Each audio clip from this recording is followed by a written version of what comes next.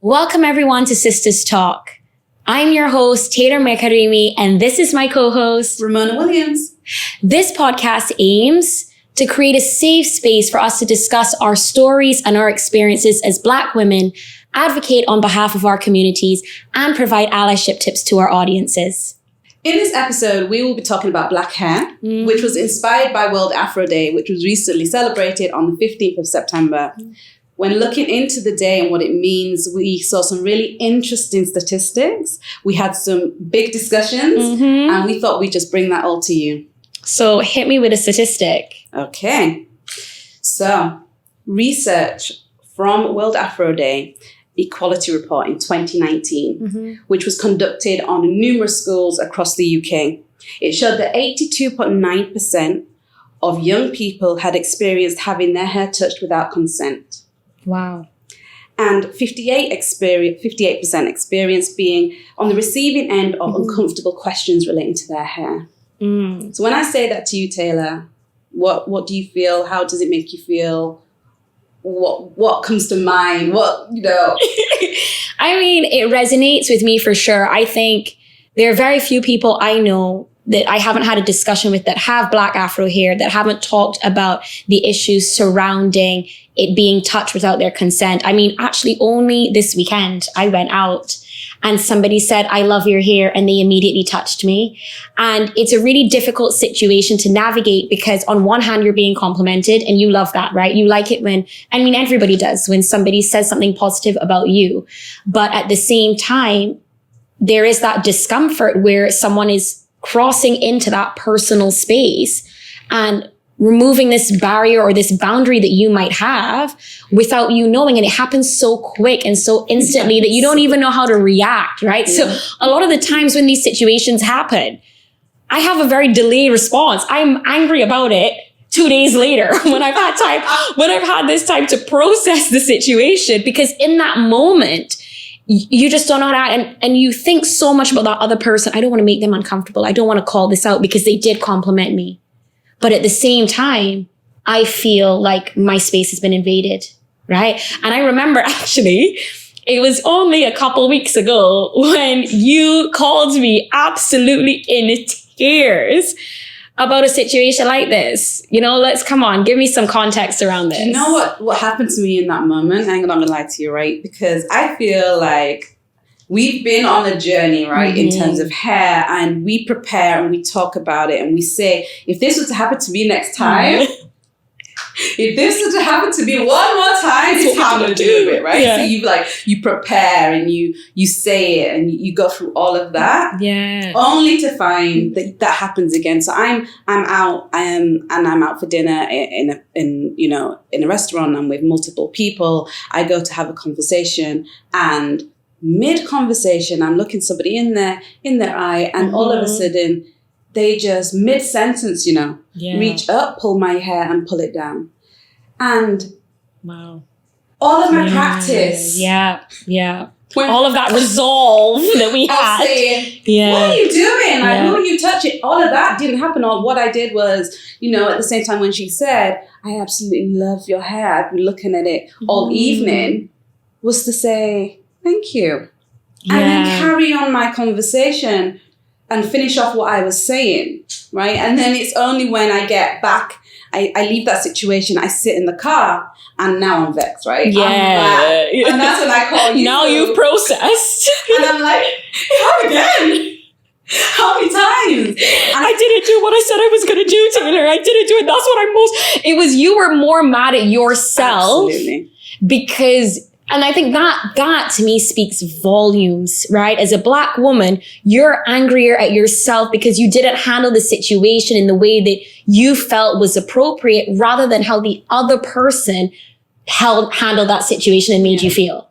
Yeah, I think that's exactly it. Like, I was disappointed. Yeah. And I think we're probably going to delve into this a little bit deeper as to where this comes from, right? But ultimately, when we think about in any other situation, would one other person touch another person without their consent? They wouldn't. But in this situation, somehow, repeatedly, people think that it's okay, or let's say that it is, non-Black people think, or people who don't have Afro hair, think that it's okay that they can reach up and touch us. And I think that, we still have a long way to go. For sure. But let's go back. Yeah. Let's wind it all the way back. And, you tell me a little bit about what you would describe as your sort of journey with your own hair and where you've ended up. Do you know what? I've actually had a really tumultuous time with my hair. And I think it's at this point now where I'm so confident in it and I love it and I love to show it off. And we're not just wearing our fros. Like, I'm not wearing this just because we're on the podcast today. Like, I love to wear. Yeah, she is. We'll get into that. We will get into this. But I truly, the way my journey started and the way I am now, it became more than just hair for me. And so just to kind of wind it all the way back to primary school, I went to an all-white primary school. I mean, it was in a situation where we could count the amount of ethnic minorities on one hand. And a lot of that was because it was private. And at that time, my mom really wanted me to go with what is considered a good school, right? This is where we're spending the money. So this is where she's going to get a good education. But the problem with that is I came up in a time where my mom also had relaxed hair. And so I'm looking at everybody around me and they've all got straight hair and my mom has straight hair. So when we talk about issues of like diversity, equity, and inclusion and belonging, for me, my hair was that thing that put me, obviously my skin color as well, but my hair put me in this undesirable bracket because obviously if everyone has it, straight hair is what is desirable. And let's just break that down a little bit. Yeah. Because there's going to be some people potentially listening. Absolutely. That says, what do you mean? They had straight hair, that's okay, right? Yeah. So when we're talking about our parents, our mothers in particularly, having straight hair, what we mean is chemically relaxed hair. Yeah, you're right. Either professionally done or done with home kits, right? Home kits were a lot of how it happened back in those days, let me tell you. And none of us are professionals. And none of us are professionals. Professional hairdressers, right? Yeah. But they have chemically done something to change their hair to suit what they believed was the societal norms or societal acceptance. Absolutely. Right? And they're removing that kink, right? So you're stripping your Afro hair because you're trying to fit in with what you think is the standard of beauty. And at that time, the standard of beauty was not Afro hair. It was not curly hair, right? There were all these different perceptions of what that hair meant, right? It's unprofessional. I know we're going to talk about this later. I think we're saying that all the time. We're going to talk about this later, but we will. So it's already later. And that's what it was, right? It didn't look good. It wasn't professional. It wasn't sleek down. It wasn't all these different things. And so knowing at that time, I did not know, at that age that my mom was chemically processing her hair, right? We didn't talk about it. I always used to say, Mom, why does my hair not look like yours? And it was always, it will one day. I had the same hair as you when you were when I was your age. So I did not know that there was this process that went into it. So all I'm seeing is straight hair and I'm thinking, why don't I have that? And so when I finally went to secondary school and I'm growing older and we're having these conversations and I now know this is what's happening. And I remember the time I went for my first straightener appointment and I cried so bad. I'm going to be honest, because what we don't talk about in the Black community a lot is what that process is like, right? You've got burns, you've got scabs. It takes quite a long time. You're sat there with just this stuff that's heating your head in the hopes that it's just going to strip all your curl. And I feel like there's a level of trauma in that, right? And so I was doing that for years on end, because for me, this is what good hair looked like, right? This is what it needs. So I look like my mom. I look like all of these other people that I went to school with. I'm professional now, right? I'm within beauty standards. And I did that for so many years. And when it then got to the point where we saw that shift, right? We had that movement where Shea Moisture came out and Can2 came out. I was so conditioned in the space that I was in that I did not adopt the movement. I was so late. It wasn't until 2017 that I chopped and I started fresh. And that's how much hair impacted me. It was literally until 2017 when I'm like, now I can let it go. And so for me, it was more than just about, you know, whether I'm sporting curls or I'm sporting straight hair. It really was that moment where I'm like, now I can live as myself authentically. And I really take it on a deeper level when I look at my fro, because it was years and years of self-acceptance that needed to happen for me to get to that place where I felt comfortable enough to see beauty in my hair. Interesting. What was it like for you? I mean, that was a lot. I mean, oh God. You're right? Yeah. Hanging in there? We have no tissues on set. Okay, just so y'all know. You're all right. Right. We're doing this. Go on. So, you know, I think it's really interesting because there's parts of my story which is similar to yours, and then there's other bits that aren't. So, for example, so my mum also, when I was much younger, my hair was very similar to how it is now. It was very large. Yeah. I remember particularly maybe getting to maybe 10 years old. I had my 10-year birthday party. We won't talk about what I was wearing, but my hair was very similar to how it is now, but I had a gold headband. The headbands. Yes, queen. Now, bearing in mind, our hair didn't even drop forward, but I still had the hairband, right? Yeah. So I had a gold hairband, very big, very large. And I had a birthday party, a mixed birthday party with school friends. Yeah.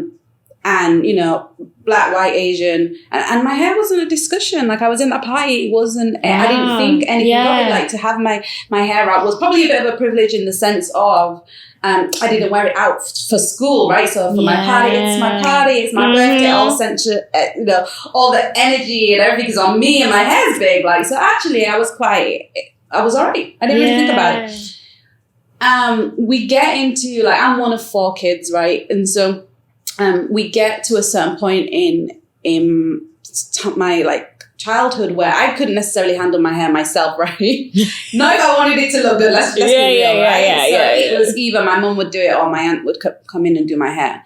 But then, like I said, I'm getting older and I have younger siblings. And my mum just didn't have the time that she used to have to be able to do my hair now. She might have a different vision, but also I definitely think there was an element of, let's talk about how long does it take to do a big, like, you know, a big amount of hair, right? So there was that element to it. And so straightening it, you know, was an element of convenience. And convenience. Got you. Right? Got you. And yes, everybody was doing it. Yeah. So if you've got my mum here trying to battle with my mane, and then you've got, you know, someone else saying, I've softened my, you know, sometimes that language was used, I've softened my daughter's hair. Oh, okay. You know, now I just put it in a ponytail. There's an element of that. That's how I saw it anyway, because I wasn't envy of anybody when I went to school necessarily. I get into high school, I was very experimental with my hair. Like, I was doing other people's hair from a very young age. So probably from the age of 12, etc. You do a good braid. I do. You do. And so, like, braids, extensions, beads, all of that stuff. I was doing that with me and my best friend. So we were very experimental. And so one day that would mean, yes, that we would have our hair in certain ways and we would embrace the culture as such. And then other days we would move with the times. And as you said, I think as we started to think about what's my image, when we start to get into, like, the boys and all of that and what are they seeing, who's getting the attention, it was then we started to maybe imitate the straight hair, and I'll never forget it, and you'll see it, right? I had a fringe, right? I've seen the fringe. Actually, we will show you. I think we need to tell them. We will show you some of the photos of us, and you will see the childhood us. I don't even know what to share. You will see the big chop us, and then you will see, obviously you've seen us now, but we will share some photos of that. But if we think about that, right? Who was I looking at that time? I was looking in the magazines. Yes. Right? The hair magazines, right? And they were potentially or predominantly US people that we would see, Black women, young girls, whatever, girl bands, whatever. And a lot of them had the straight, relaxed hair, right? So it was the in thing. But also, we were competing with different demographics that had straight and long hair. Yeah. And obviously, if we straighten our hair, you get the length, right? Yes. Yeah. So there was that double thing. I think then that went into, you know, the workplace. And I know we're going to discuss the workplace, but ultimately, I definitely, as I got into my older school years, I did start to hear the things around, you know, professionalism. Look, how do you prepare for an interview? How do you go into the workplace? What are the standards? And the standards where you must look neat and tidy. Yeah. Right. Yeah. Or, you know, you must have like, everybody should get into the banking world. If I pictured a bank cashier, their hair was straight back bun, right? So I had this image of professionalism and work that was associated with that. Like, if you want to get into that space, which I did, I had career aspirations, then you need to look a certain way. And as well as everything else, where you're going to have to get a shirt, you might have to wear a little heel, kitten heel, whatever it is, right? Your hair would have to look a certain way. So I kept the straight hair. I didn't necessarily keep embracing the other bits that I did more in high school. And I remember every interview that I went through, my hair would be straight back in a bun, because that's what I thought they would want to see. And one of the words that I'd always hear, potentially through school, was big hair, big distraction. And so if I'm going into an interview, you want to be as least distracting as you can possibly focus on me. And we've already got other barriers to overcome. Right? I'm a Black person coming up before you, and that's I don't need you reaching out to grab it mid interview. I don't want you mid question or mid answer. Absolutely, looking at how my curl pattern is, and you completely missed everything I said on my experience background. So for a very long time, that is what I think, and then it carried into the workplace of, if I was delivering something, reduce the hair. Like reduce everything, no color and things like that. And then it was much later when I had my first son, still kept with the straight hair. I had my second daughter, and I think the whole thing started to shift. And care for yourself, not only just like what you were eating, what you was putting on your body, and how you treated your hair became a really powerful thing to me. And I went for the big chop. No, I do get it. And there were two things in there that you said that really resonated with me, and that is professionalism. And just for context, I went to school in Barbados. And so a lot of what you're mentioning about in the workplace, we had in school. You weren't allowed to wear braids, right? They felt very strongly about dreadlocks. So, I mean, I know we talk a lot about the Black woman's perspective, but let's even flip it to the Black man's perspective. Like, dreadlocks were seen as really unneeded. It wasn't something that they were encouraging you to wear in schools, right? Like, how can you put this away? And even boys in general were never encouraged to grow their hair. You need to have a clean cut. You need to have a fresh cut at all times. So I think even as you speak about how you saw hair in your professional life, that was something that was ingrained. That neatness was something that we were feeling even within the school. I remember we would have lists of how you were supposed to dress and wear your uniform and all these different things. And hair was a big thing around it. And even when you looked at the pictures of the girls on those lists, what you're seeing are hairstyles that do not match my hair. So that was something that came really early. And another thing that you really hit on that was definitely a part of my journey that I did not mention was when you talked about how to manage hair. And there was like a lot of, how do you deal with your mane? How does your mom deal with your mane? And that was a big part of it for me as well, because when I then chopped, all I wanted to do was put my hair in braids and have somebody else do my hair, because I struggled. Like, a wash day would take me 24 hours.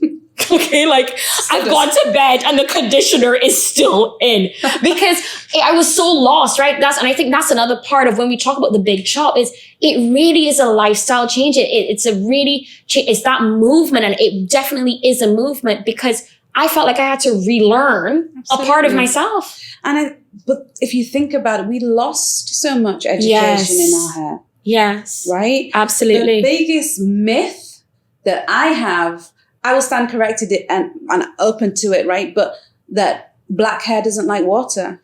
Black hair loves water. Girl, I'd be putting this under the sink, let me tell you. Right? Yes, you're right. So, but we grew up being told, like, don't wet my hair, don't wet my hair, don't wet my hair. Now, we know why we didn't want to wet our hair, because it can absolutely take you from having hair down your back to hair by your ears, right? Shrinkage. Let's do that. But absolutely. But that's not correct, because the dry hair is where we get the breakage. You need moisture, you need water, right? So that's one of the biggest things. But a lot of that either wasn't explained to us as we were growing up, or we just didn't know it at that time. And we've had to learn it much later in life. And I think that is the crux of it, right? As you said, like, you were then struck. It was like you had to learn. I'm there watching things on YouTube.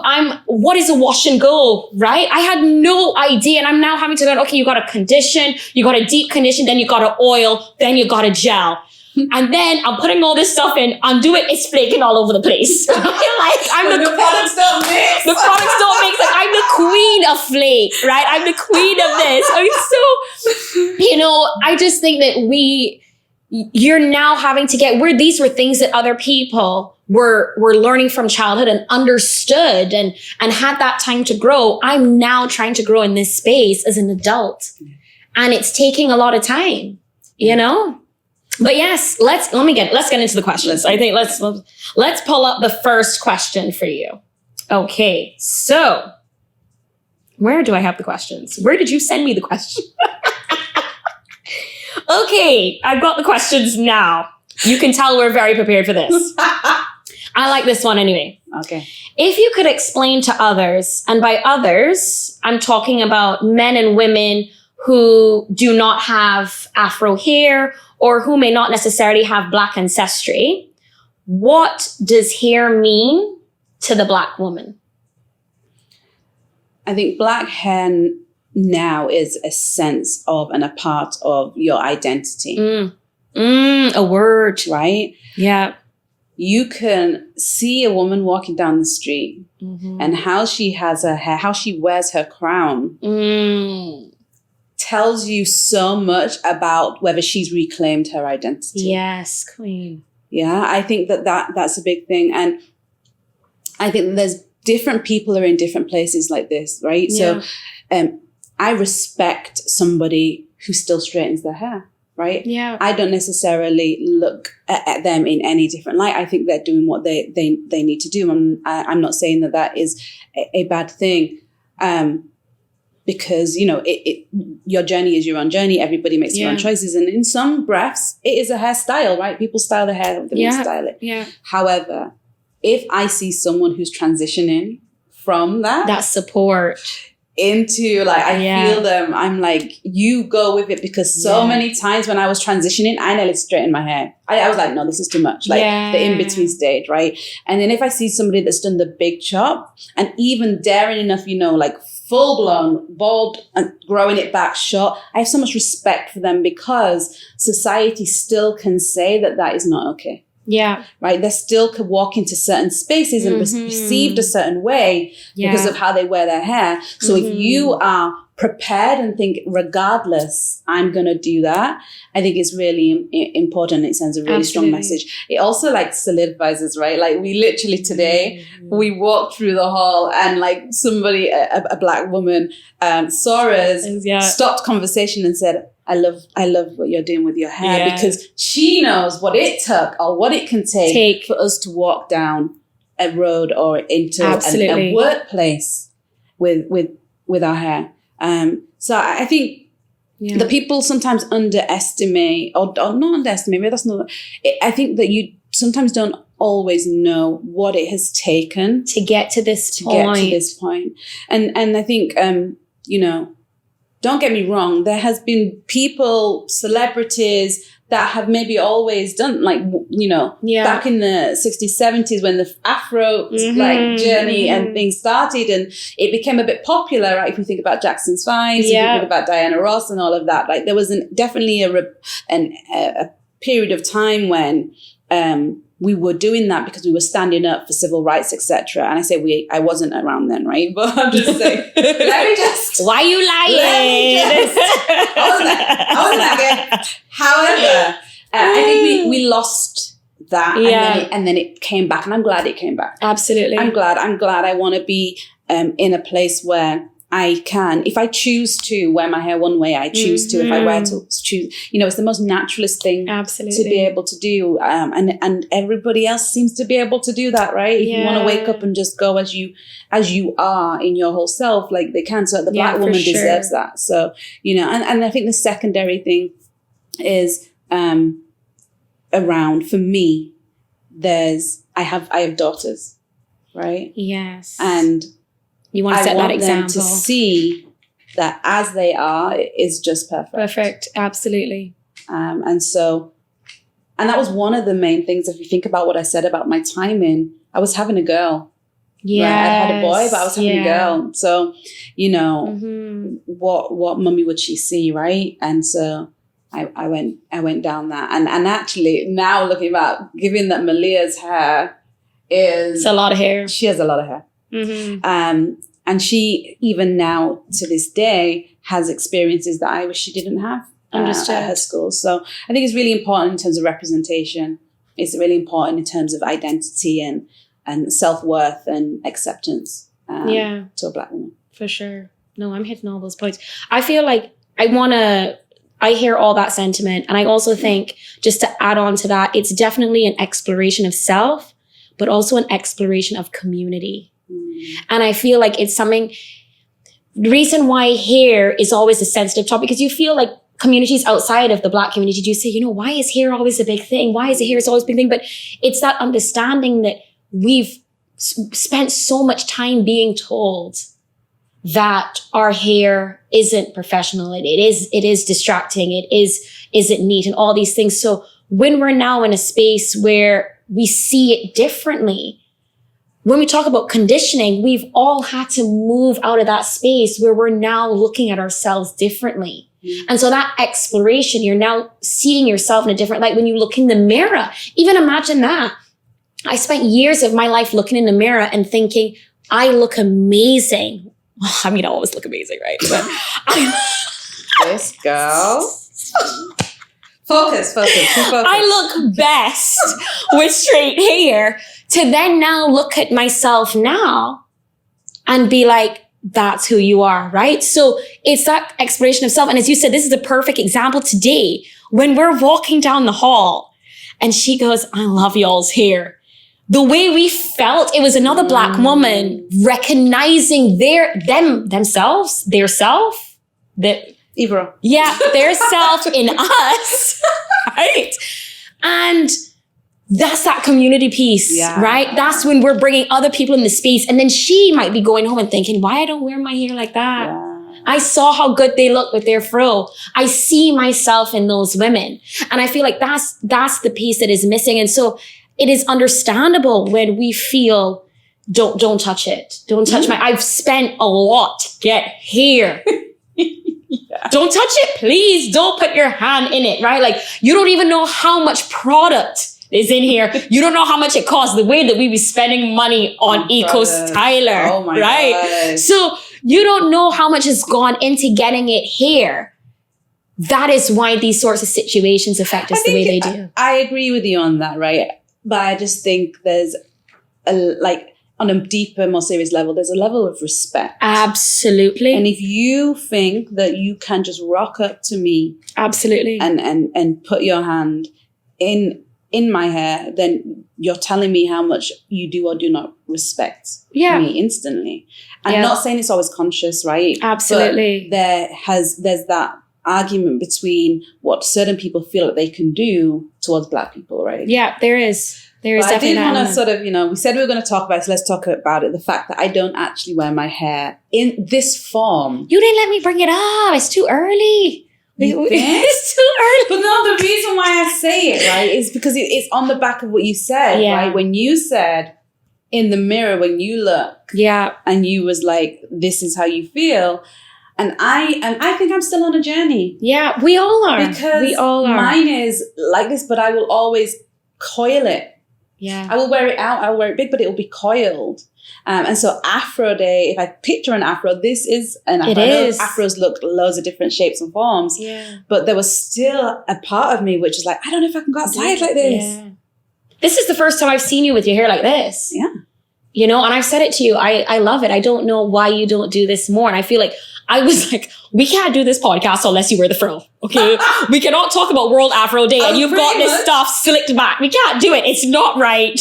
Okay. I was very bad okay. on my own podcast. You can't speak. Let your hair is out. And don't get me wrong, I wear my hair out. But it's contained to a certain level. Yeah, because it's the neatness. It's the neatness. Yeah. It's the unkept piece in the back of my mind. Absolutely. Which is not true. Or a lot of people no longer believe that. But I have to also overcome that in myself. Absolutely. No, I get it. No, I'm with you. Does having different hairstyles impact your view of the world, how you approach and enter the world? I mean, I've talked about that a little bit just now. Yeah. Or how you feel the world views you. So how does your hairstyle change potentially how you operate? Absolutely. And I mean, we talked a little bit about this in our hair journey, right? So the way I used to operate before was very much, I need to be as neat as, and this is what neat looks like, right? So in that sense, it was 100% controlling the way that I operated. However, once I released the frill and I fully started to accept it, I realized how so many other people I brought into that space with me. Because as we had today, right, where it's a situation where other Black women were going, oh, what are you using in your hair? You know, like, I love your hair. How'd you get it like that? Who does it? But not only that, we were bringing people from other communities and cultures to show ourselves authentically. And I think that's really important. I mean, we are all on that journey of being exactly who we are, whether it's in our personal lives or in our workplace. There are always bits and pieces of us that we may not always be comfortable to show. But once I basically let the main out, there was no going back. So I 110% rock up in a meeting with this. Yeah. It doesn't matter, you know, if it's senior exec level, it could be anybody, right? This is how I'm turning up. And if that's how you feel, if you feel distracted or if you don't feel it's professional, that's no longer my concern, right? That used to be my concern, but it's no longer my concern. This is how I'm rocking up. Because best believe, I can give you a brilliant proposal with the frill and without the frill, right? I'm giving you the same me. And it's down to you to see me for my authentic self. But that's what I'm going to show. And then where it comes to that other piece, because I know this was like a twofold question around, you know, do I think it impacts how other people see me? Absolutely. Absolutely. And I'm not saying it's always going to be positive, because there is a lot of positive sentiment, but there's also still a lot of stigma. I mean, we talked about the statistic, right? When they're having uncomfortable discussions around their hair, there's a lot of stigma that still surrounds Black hair. And I think a lot of that is because when even they reach out and touch it, it's almost like, this is something I don't know. This is something that's so unique, that's so exotic. Let's use that word. Yeah, I know. I saw the eye flutter, right? It's so exotic that I need to discover it. So I'm going to reach out and I'm going to grab it. Exotic where? How's right? Here? You know? And that's what it is. And that's what it is. It's a case of, I've never seen this before, right? Like, let me get close to it. And so I do think there's a lot of discovery from other cultures where they're now starting to see Black hair. They didn't see it before. Like I said, back in school, you know, when I had the chance, as soon as I was able to put that straightener in, I was right in that chair, right? As soon as I could take that king count. And so there's that piece, but then there's also a piece of, you know, there's bias, right? There's hair bias, there's accent bias, there's skin tone bias. I mean, you name it, there's a bias for it. And so I am not going to suggest that my hair doesn't affect how some people see me, right? Because that wouldn't be right. Yeah. And you may not always pick up on it. Sometimes it might be through microaggressions, right? Sometimes people might say certain things about your hair when you're having those uncomfortable discussions. But I think it would be amiss to suggest that they are people that sometimes look at me and either think, well, that's inappropriate, right? Or it's so big. It's distracting, you know, you could have, you know, done a bit more. It's not as neat. You could have, you know, at least put it beyond your face or something. Yeah. So I'm sure, you know, I wouldn't be able to say for sure, right? But you always do have these inklings, right? You are always in these types of situations where you feel a sense. Yeah. Right? I don't think anyone has outwardly come out and ever said to me, you know, I don't like your hair. But I'm sure there are different spaces or places that I'm in that time where someone's looked at me and made their decision based on how I carry myself with my hair, whether she's wild, she's unkept, whatever it might be. Have you had experiences like that? How do you feel? I think this is a big one for me. And again, like I said, not so much now, right? I think I am at a level of, I'm going to say maturity, and I don't mean that in a bad way. I just mean like learnings, lessons. Yeah. where I'll own a space and it doesn't matter so much what might like keep you here, right? I'm talking to you here. Mm-hmm. But in terms of how the world views me, absolutely. And I'm not saying this is unique to Black women, right? I think that in general, people will have this because there's stereotypes and there's stereotypes with multiple things. Potentially, you know, the number of times we experience it is probably heightened, right? But I'll give you an example where, you know, let's not lie, right? If my hair's a certain way, I look younger, yeah. Like, girl, bye. Young. Like, what are you? I got my hair in braids, yeah. Stop it. You're not bringing the teen back. Why are you lying to the audience? That's not true. I'm just letting y'all know that's not true. She looks the same. I'm saying, right? The Menolin. Okay, so what I'm saying is, right, certain hairstyles can make you look, that is true, older, younger, professional, not professional. We've talked about that, right? Yeah. But then I have certain responsibilities that sit outside of just me. I mentioned my kids. My kids are a very big feature of my life, right? Yeah. So I may need to go to certain spaces, whether it be to the dentist, to the school, to the shop, where I'm asserting myself a certain way because it's regarding my kids, right? Or etc. And I absolutely have seen firsthand where how I am dealt with is different to how another mum is being dealt with. And then the question is, do you then change to suit that? So if you say, okay, I've gone in and I've worn my fro and I felt a certain type of way and I realized another mum is dealt with differently. When you go back in the second time, do you then adapt to feel a bit more included in that space? Or do you still stick with this is what it is and this is how I'm going to move it? Because I feel like that, and it's okay, right? There's no, remember we talked about the safe space for Black women, right? Yeah. So do you then find that in those moments, you say, you know, I've recognized how the world treated me and now I might tweak it a little bit the next time? Yeah, I'll be 100%, right? Like, yeah. If I have in any setting, if I have let's say, complaint or something that I need to bring up, and I will choose when I do that, and it will potentially be based on my appearance and my hair, because I want to be taken seriously. And I connect the two. You do. So, first thing in the morning, you don't know I'm not a morning person. I do. First thing in the morning, even if I am aggrieved from something the day before, I'm less likely, my hair's less likely to be done unless I'm going to work. Right? Yeah, so if I'm not, and I'm going back home, whatever it might be, etc., and this is a quick trip out, I'm less likely to bring that up. Now, later on in the day, when I might have been prepared for work, coming back from work in a different setting, then I'm ready to have that conversation. And I think that is years of being treated that. I remember being I'll say it as it is, like, you know, I was experiencing a miscarriage ultimately, right? And I went to the hospital and it was middle of the night. My best friend came with me and I had on a tracksuit.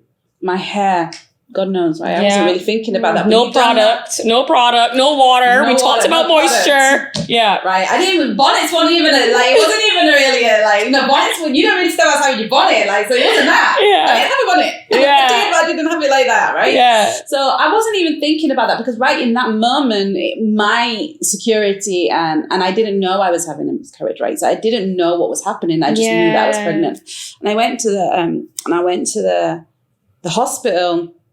And I'll never forget, and this isn't just black hair, and I know that I probably connected with that, but overall, there was an image of me, and the way that the doctor treated me, I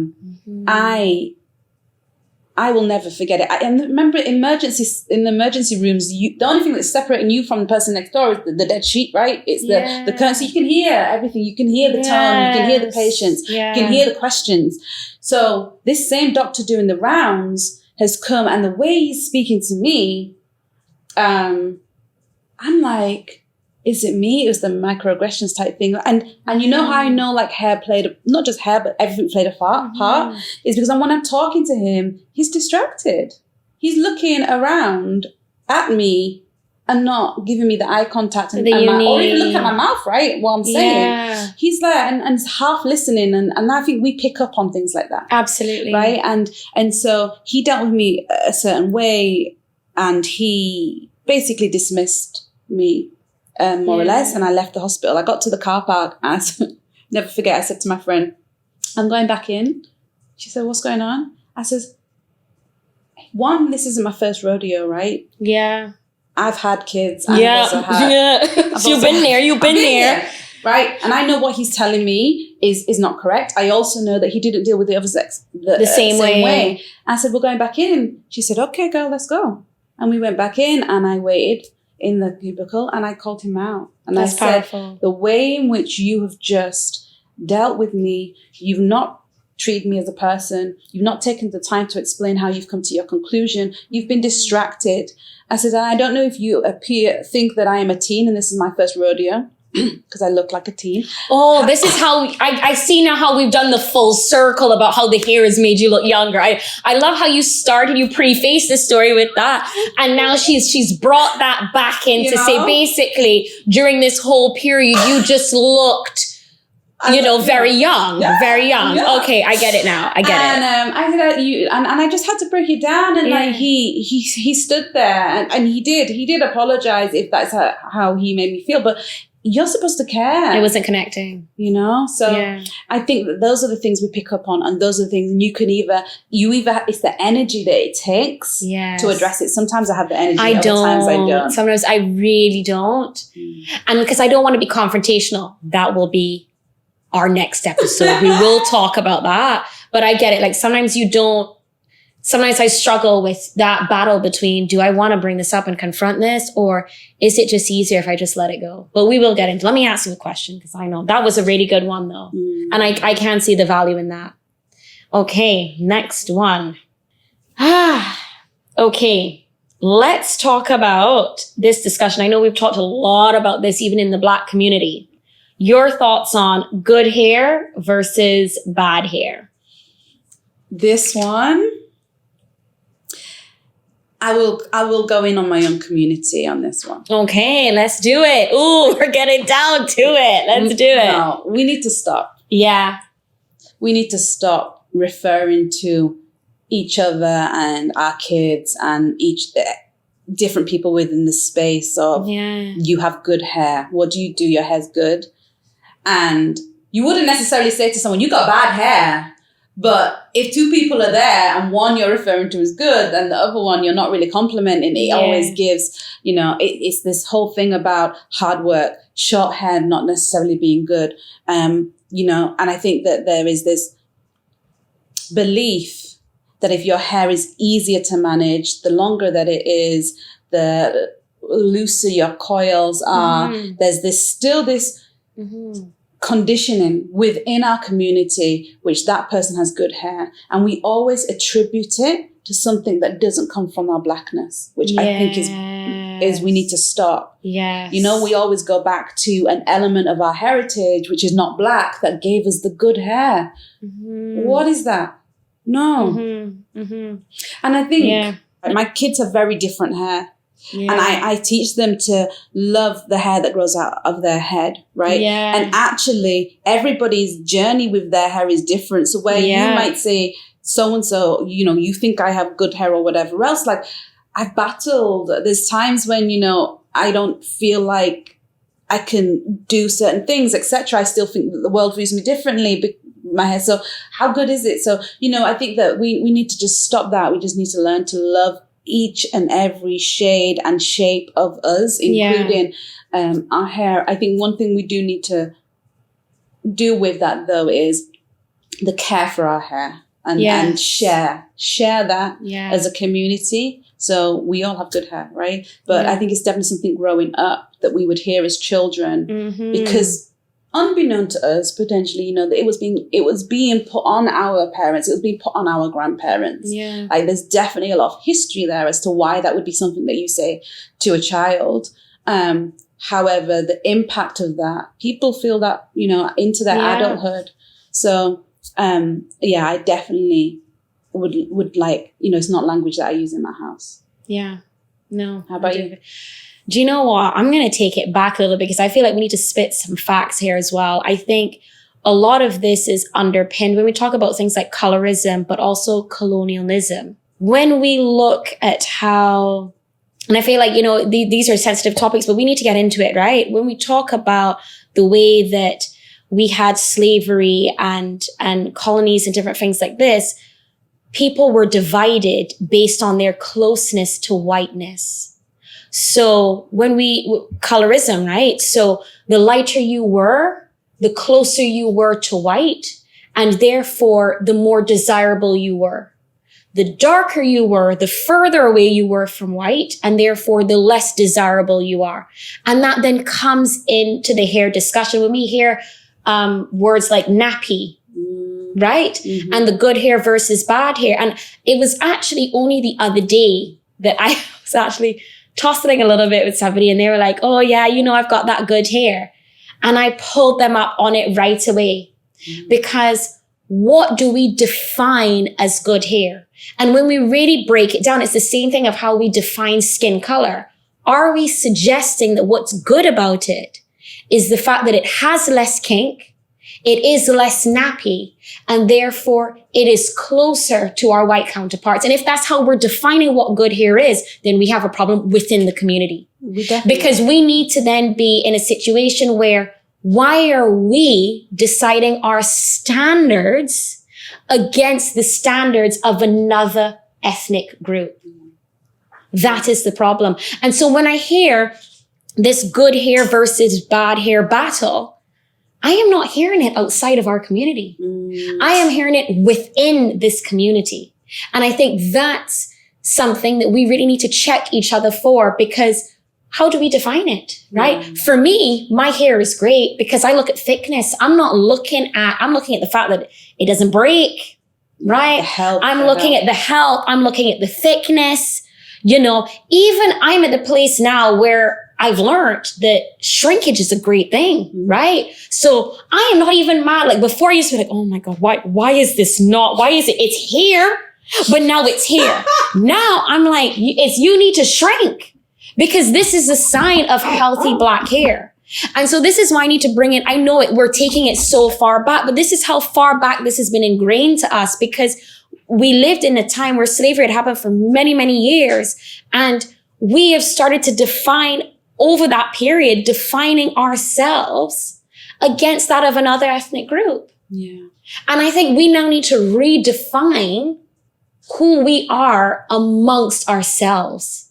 We need to set out our, as we say, your SOP, right? We need to set out a new SOP, right? Right? Okay. You know, I think I came in really not harsh. I stand by what I've said, but one thing I will say where I'll give us a break is, because of our own journeys and difficulties, some of the discrimination that still happens, some of the treatment we still had, I think there's still an element of, we would hope that anyone around us don't experience that. So we probably slip into a little bit of, you know, well, if your hair grows and you're longer, or if it's this and it's that, then you might not have some of these challenges. Yeah. But I think that that's not necessarily the right way to go about it. I think it's about education of, if you want to have long hair, that's fine. If you want your hair to be so, that's fine. Make sure it's healthy. But let's educate the people that make us feel that our hair's not okay. And I think that's the only thing I would say, which is not always a malice thing. I think there's a level of protection.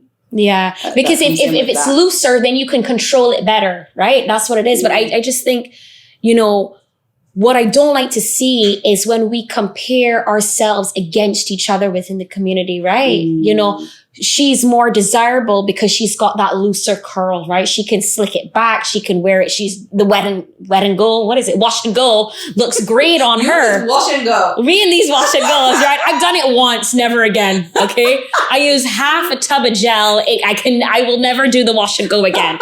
Okay. So we say all these different things to each other, right? And I think that's where we need to get rid of that verbiage. Like, what is good hair? Yeah. I feel like as long as your hair is healthy and you're caring for it in the right way and you're giving it that love and that attention, that is great hair. Yeah. Right? We need to stop. And then you make your own decisions about what is good. Like if you're struggling with breakage, I can understand why you might think that might be a problem. Yeah. Right? That is what we should be measuring these things on, not about how tight or how loose that curls. Because I will be honest, I have seen some 4C hair that shrinks to about that much. But when it's blow dried, it's like this. And that fluidity and that versatility, I'm like, you could just go with it like this if you decide, and you could go with it like this if you decide, right? Yeah. That to me is an amazing feat, and that's great hair. Yeah. Right? So why are we still defining it in the ways that we are saying, well, it's good if it's closer to another ethnic group? Yeah. I think that's it, isn't it? Like being admired, as we admire each other's hair, that's fine. You know, if someone says to me, you've got that good hair, I do understand what you're trying to say, but I like you've just said, it depends on the context of the conversation and what they're comparing it to, right? But if you're complimenting the fact that I've been able to get my, like, my curls to coil in a certain way, or my volume, or things like that, which that's a journey that people, then I absolutely accept that that's how, but the language, I think we need to change that. Definitely. No, for sure. For sure. Well, we've done a lot of personal topics. I feel like let's start getting into that workspace, right? I've got another statistic for y'all. Lovely. So this is a statistic for the UK, right? 93% of Black people in the UK have experienced hair discrimination, including hair touching without consent. And we talked about this. And 1 in 5 Black women felt the need to straighten their hair for work. Right? So we talked a lot about our personal lives. We talked about school. And I even said that I felt that way, in the school space. But let's have some questions around our hair and then the workplace. And one of the number one things I want to ask you is then what advice do you then have for Black women who have either experienced hair discrimination at work or who are afraid that they're going to experience hair discrimination at work, and as a result feel the need to change their hair as the way that this statistic has suggested?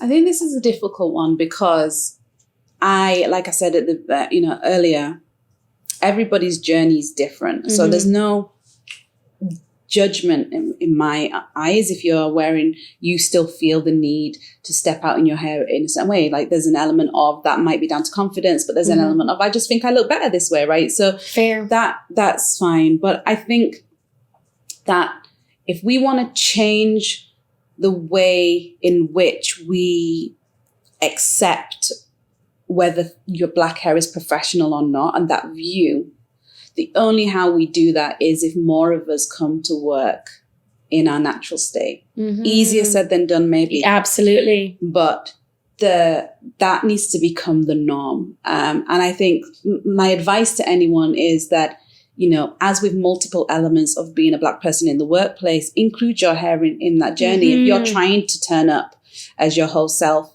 in other spaces, include your hair, because it's a big part of you. And so baby steps, right? Yeah. My baby step yesterday. Look at your big step today, girl. Big step, throw out. My baby step yesterday was I had my hair back in a bubble. Me and Taylor get into it on the phone. We're talking about whether or not I'm allowed to come to my own podcast.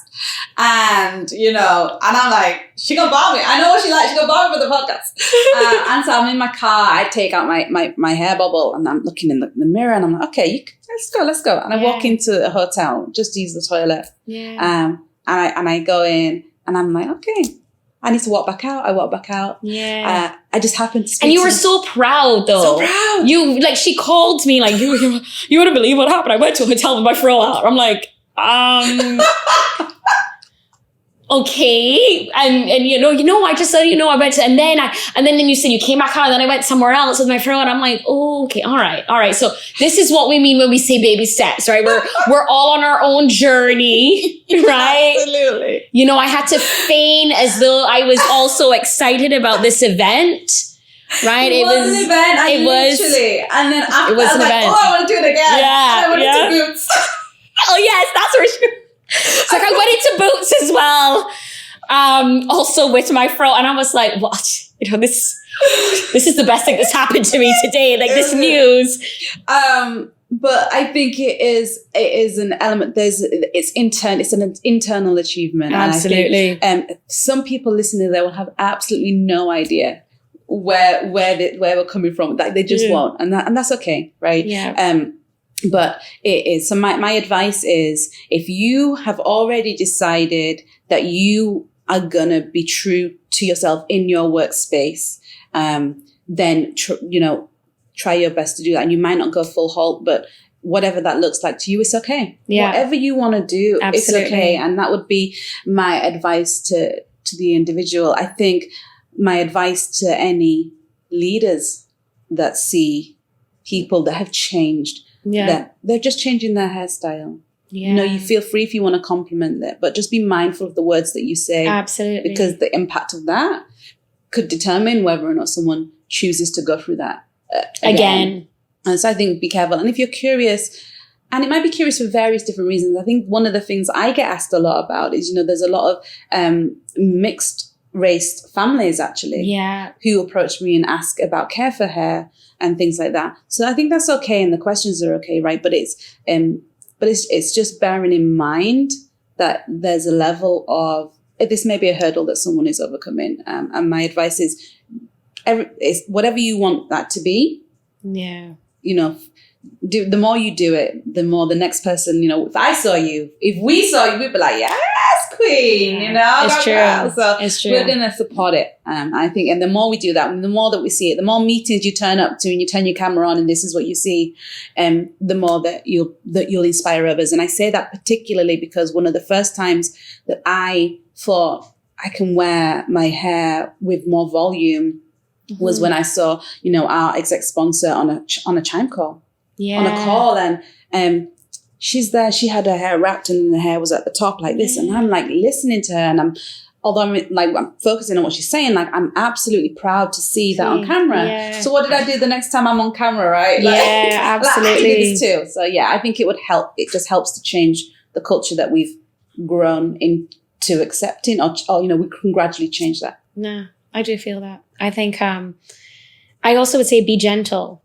Right? Be gentle with yourself, because we talked about this when did we talk about it? At the beginning. We talked about it at the beginning. Cut that out. Okay. And it was around, when these situations came up, and when you talked about when you were out and you called me and you were so emotional about it. It's in those moments when you don't receive, sort of that communication from others, or someone has touched it, or you have had a bad experience. Be gentle with yourself. If you do not automatically go off and address it in the moment, it's okay. It's okay to not have that fire response immediately, which I struggle with. I'll be honest. Like, some of the best responses I have are in my shower hours after the situation has happened. And then I think to myself, why did you not say this? This was the perfect way to call this out and get your point across and be curt, but also be passive aggressive as well. Right? And I completely lose that in the moment, because it happens to you. You're like, thanks. You like it? Thank you. And then it's not until you get home. And I think we need to be gentle. And that was as you said, that was the crux of that situation that you had, is that you were so hard on yourself in that moment, because we preach it. We're on here, we're preaching it. And then the moment hits us and we do nothing of what we said we should have done. Absolutely. And that's what you have to be. I think you have to be really gentle with yourself if you don't react. And it's okay. I remember you asked me, you said, can I address it the next day? You remember you were like, was it appropriate for me to have the conversation tomorrow? I can't let it go. I need to talk about it. Right? So can I message them tomorrow? And said, I'm like, yeah, absolutely. It was really important. It was really important for me. I will never forget, after I spoke to you, I also spoke to my other friend. Yeah. I also then walked into my house. I walked into my bedroom. My husband was already in bed. And he's on his phone. He's looking down. And I said, I need to speak to you. Now, that's nothing new, right? Yeah. So he's like, So he carries on. I say, somebody touched my hair. He said, okay. He put it down.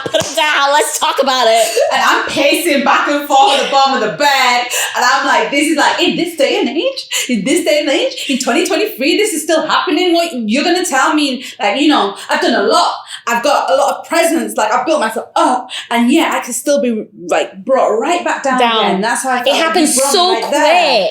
Like, you don't respect, you brought me to here. You can cut me mid-conversation and put your hand in my hair. So it is something, and I'm very beating myself up around addressing it. And it's not necessarily to say that it has to be addressed aggressively. But what I will say is that people need to understand it is not acceptable. It is, yes. It's not in this one time. I was curious. I wanted to know. I've never had. I think it's beautiful. It was a compliment. It's just not okay. It never is. I never have the temptation to put my hand in someone else's I have head. never looked at any human being and thought, I've just met you. I don't know you. Let me touch your hair. It's never crossed my mind. And not even just touch their hair, touch them. Why am I just walking up to people and touching them? Okay, like, unless it's like a free hug. You know, sometimes when you're, you know, I went to France and they would say this person, they were offering free. This was before COVID. Let me just preface this, okay? This is before COVID. And you're like, oh, that's so lovely. You know, that's the only time. Yeah. Right? I've never walked up to a stranger and just thought, let me just immediately go and put my hands in. Yeah. You know? Yeah, I think that it's really important. And so in that situation, I did address it the next day. Yeah. There was an absolute acceptance. And the biggest thing for me in that moment was I didn't want to upset the other person. And it's mad. I'm upset. But mad. In this space as a Black woman, do not want to upset the other person. Yeah. And come across a certain way. But at the same time, I thought it's never too late to have a conversation. Absolutely. And that's exactly what I did. Absolutely. All right, next one. Let's go. All right. Are we doing another work one, yeah? Yeah. Yeah, let's go. All right, so... I'm sure we're well over time at this point. Absolutely. Yeah. We're coming to the end, though. Okay, yeah, there we go. We're near the final thoughts, people. Black hair is professional. I think, where are we today? How would you view that? We know that there's been legislation changes in the US. Mm-hmm. We're in a bit of a journey here in the UK when we think about, it's not legislation, it's covered by legislation in terms of the Equality Act, but it's not legislative specifically speaking about discriminating against Afro hair, for example. It's not that descriptive. So, you know, it being professional, what's your comments and thoughts on that? The fact that we even have to have a question like this is what bothers me. Why are we putting hair in a bracket of professionalism in this way? Right? Like, it's not something that somebody can control, right? It's not, yes, I can put it back, but how someone's hair grows is how someone's hair grows. It's part of them, right? It's not a case where I put clothes on or I put earrings on, I put jewelry on, right? These are all things that we purchase and that we add to ourselves. But your hair is part of, just as much as my nose is there. Are we going to have questions say, well, is your nose professional? Mm. Are your lips professional? Mm. Are your eyebrows professional? Right? Like, we wouldn't have those types of conversations. So sometimes it does bother me. And there's value in this question, right? This is why, you know, we're talking about it, but I don't understand why even something as much as the Crown Act, sometimes it really ticks me in a certain way that we need to actually create legislation to protect something as natural as skin or as hair or elements of a human being that cannot be changed or should not be changed, right? Because I mean, we have discussed like things like perming and stuff, but it's not an easy process, right? To go through that. And if somebody wants to, they can, but it shouldn't be something that's up for debate of whether is an afro something that someone should wear to work or is it something that someone should hide? I agree. And to the point that people are not even getting to certain spaces because of your hair. They're in a recruitment process and being turned away. Or, you know, there was the news article not so long ago about the gentleman that went for the job in the hotel and he was provided with a copy of the dress code policy. Yes, I saw that. Yeah. Afro hair wasn't unacceptable. in terms of what you cannot have at work.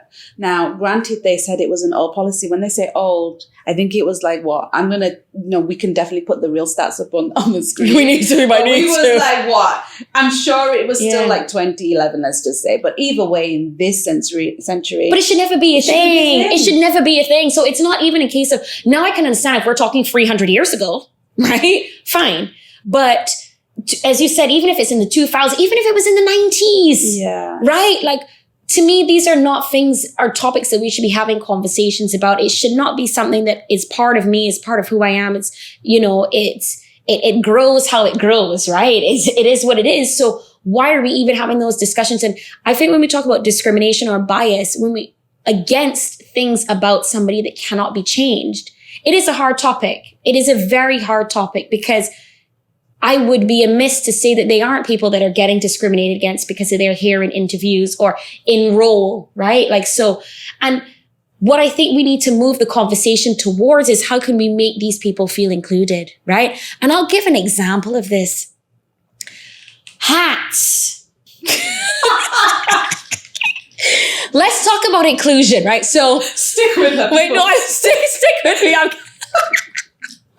I promise I'm going somewhere with this, right? But even when we look at the style of a lot of hats and how they've got the ponytail, where the part, and I know there was a Black woman that started to create hats where they've just got the band so that you could wear your fro out and you could still protect the skin, right?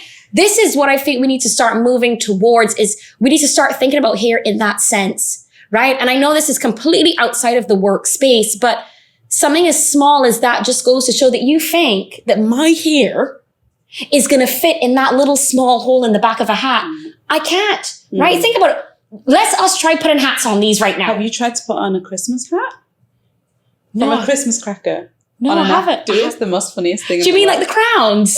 Yeah. Do you know what I mean? Like, what? They need to make them bigger. You can't fit anything like this on this. And I think that's where we need to stop talking about things like, is Black hair professional? No, we need to start talking about, how do we make systems, or whether it's uniforms or whatever in whichever organization, how do we make it where Black hair is included? Where we're not even speaking about Black hair and other hair and all these different things, but it's a situation where, yes, if I work in an organization, I've got both hats available to suit both hair textures, because they both exist here. And there isn't a question about whether one is more professional than the other. Absolutely. And a lot of the things I think that we'll talk about in this podcast, not just in this episode, in the other episodes, will come down to representation and why it's so important. Because the more people that sit at the different tables, and senior tables, but it's not just that, right? Like you've said, whoever's designing, whether it be PPE or whatever it might be, right? They won't always have the lens. So it's really important that if you want to reflect the community that you are in and that you're served, if you don't want to cut a massive part of talent that is out there, professional talent that is out there, then these are the things that companies need to start thinking about, and to stay ahead of the game, and to be more inclusive, and to get that inclusive workforce and that diverse workforce. I think that we need to start doing that. But, absolutely, when we are professional, our hairstyles are professional. And we definitely. But what is a professional hairstyle? I want to bring that to you, right? Like, when we, even when we say, and I hear the point that you're making, but what makes a hairstyle professional? Why are we even saying Black hair is professional, or white hair, or any hair is professional? What makes a hairstyle? And that's something that we need to talk about. Am I not as effective in my job because my hair is an afro? And we know that, right? We absolutely know that. We absolutely know that. I think there is still people in the workplaces that view an individual and they link it to competency. Yeah, you're right. And actually saying it out loud sounds mad. It does. But it's still there. So I think this is why things like this are important. Allyship is really important, to understand and learn and get rid of these things that actually, is in there and it's ingrained. You all of a sudden view me differently if I turn up today and I've straightened my hair versus if I wear my in the afro tomorrow. And that's what we need to do. We need to ensure that we're in certain spaces. that we have the confidence, or we build the confidence as a community to call it out when we see it and not accept it. And that's where I think we'll get to a place where we're not talking about good hair and bad hair. We're not talking about whether black hair is professional. I feel that. Now we're finally, I think, can we go to final thoughts now? I think we're on final thoughts. Okay. What would you say to your to the younger version of you about your hair? It's a good question. It is a good question. I want to give, I want to give the younger version of me dealing with her hair a hug, firstly. Yes.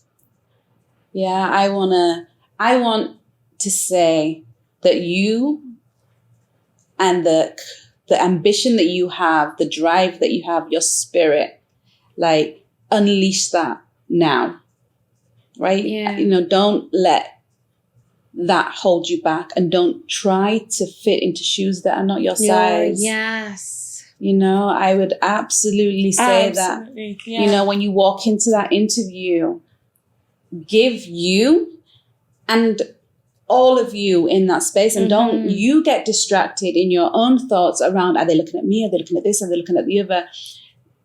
Bring you to that conversation. And you know what? If the answer for the job was no, then that's fine, because that space wasn't for you. It's this for me. It's this. It's you, energy. My younger self energy and head and everything, because that place was not for you. Yeah.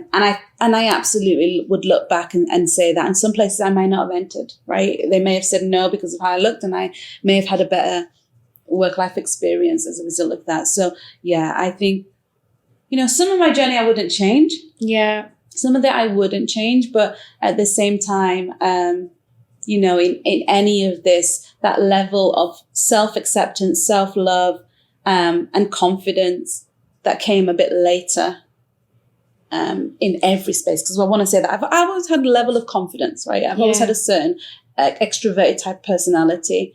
But that's not to say that wouldn't switch or turn down in certain settings. Yeah, so absolutely. I think I would say to myself, you do that in any space that you want to do. You own your space. You wear your hair however you want to at that time. I'm feeling it. I'm feeling the word, bro. I'm feeling the word. I see you. Yeah. It was this. You caught me at this. Yeah, no, I'm with you. I'm definitely with you. And I think it's just, your hair is worthy. That's what it is, right? Your hair is worthy. Your hair has value because it's part of you and it's part of who you are. So why change it? Live in that. I think that's what we're missing. And it is difficult because when you say, I'm saying this to my younger self, that younger self had so many different conditions that came with it. Your environment, the people around you, your parents, all of these different influences. So it is hard to then say, would I have done it differently? Because there are parts, I'm so happy with my journey. And the reason I'm happy with my journey, because even though it was difficult, when I hit that point and I felt proud in my throat, just like you, when you talked about you went into boots, I had that moment time ago.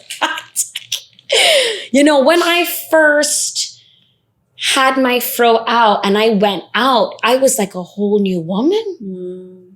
It was like something had unlocked in me, and I wouldn't want to change that moment for anything. But at the same time, I feel like I wish when I was younger, I understood my worth in my hair more. And the fact that it is it can be professional, it can be neat, but one thing it is versatile. Yeah. And that's where we miss. And I feel like that's what we should have been told as kids. I can wear this straight. I could do, I could do a blowout. Yeah. I can do a blowout. I can do a wash and go if I have the time and the patience. I can braid it. I can twist it. I can do whatever I want with it. And I remember, I once dated somebody and he said, one thing about you, Taylor, I would never need to date anybody else because I always have a different girl every month because that's how much you change your hair. Yeah. That's where we are. I'm right there with you. And I think there's one bit for me, I just want to go back a little bit, where the experimenting part of me that I spoke about, right? I still do that, and I've still done that. The one place I switched it off was the workplace. Got you. So, in terms of how I wear my hair, I don't wear it in this row, but I wear it product on. Yeah. I definitely did that. And so my thing would be, don't leave that at the door when you step into the workplace. That's the one. Right? Because if you look at any of my photos, which we've shared, I know along the way today, right? Any of them in other spaces, again, same like you, I can look like this, I can look like that, I can look like the other, you know, I wear braids now, extensions and short, long, straight, curly, all of that. Yeah. It was the stepping into the workplace piece for me. And then making sure that what you're doing in that personal life is also reflected there. Absolutely. Well, folks, that is all the time we have. I know we have gone well over time, but I hope you made it to the end because there were some valuable nuggets in there. Thank you for joining us on this episode of Sisters Talks. And on our next episode, we will be covering the angry Black woman. I'm excited. I'm so excited. See you then. Bye. Bye.